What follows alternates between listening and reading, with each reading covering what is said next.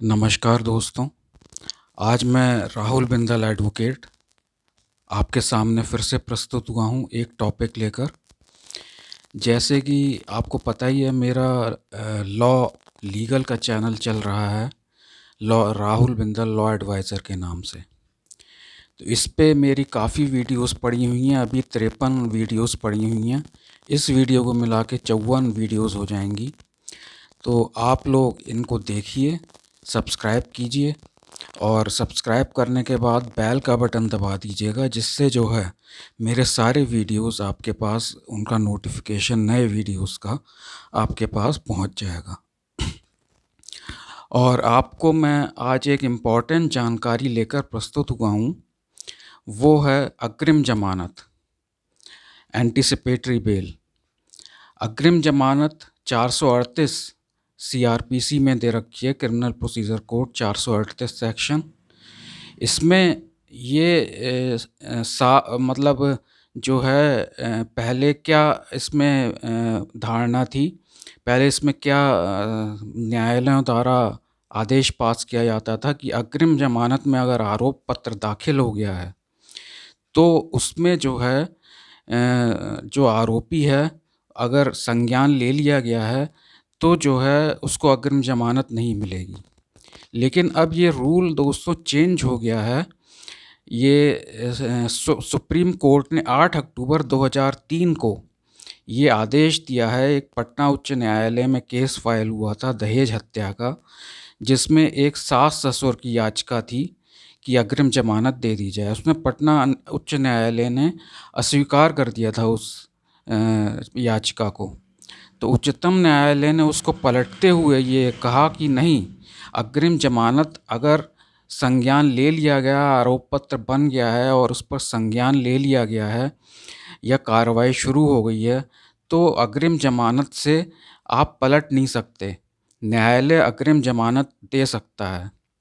और ये जो है उन्होंने ये भी कहा कि अग्रिम जमानत के क्षेत्र में ये व्यापक विस्तार की संभावना है, क्योंकि व्यवहारतः अभी तक यही प्रक्रिया चलन में थी कि अग्रिम जमानत केवल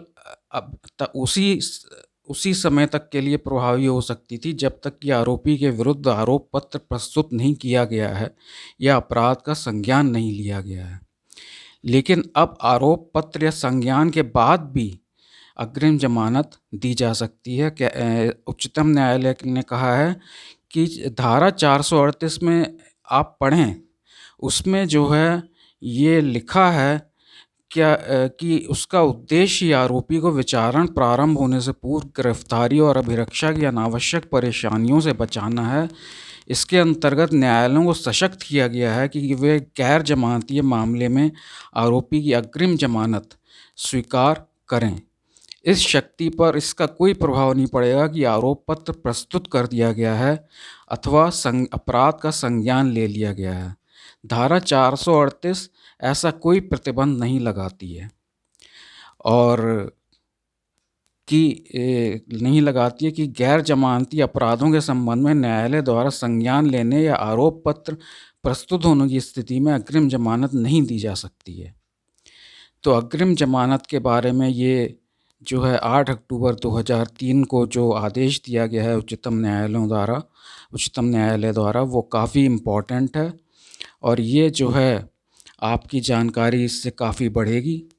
और जो लोग अग्रिम जमानत के लिए याचिका देते थे, उनकी याचिका खारिज हो जाती थी, वो इसका हवाला देकर उच्चतम न्यायालय की इस रूलिंग का हवाला देकर जो है अग्रिम जमानत प्राप्त कर सकते हैं। तो उम्मीद है ये जानकारी आपको पसंद आई होगी, और मेरे चैनल को सब्सक्राइब करें, लाइक करें, व्यू करें, ताकि आपको आगे भी नई जानकारियाँ मिलती रहें। धन्यवाद। जय हिंद।